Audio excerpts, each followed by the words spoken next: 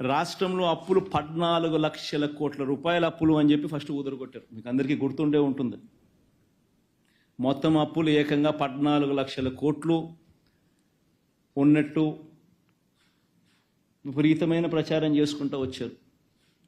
మొట్టమొదటగా ఒకవైపున 14 లక్షల కోట్ల అప్పులు ఉన్నాయని ఒకవైపున చెప్పుకుంటూనే మరోవైపున సూపర్ 6 అన్నారు, సూపర్ 7 అన్నారు, సూపర్ 10 అన్నారు. అవన్నీ మళ్ళీ సపరేట్గా వాటికి సంబంధించిన ప్రచారం మళ్ళీ సపరేట్గా ఇచ్చుకుంటూ వచ్చారు.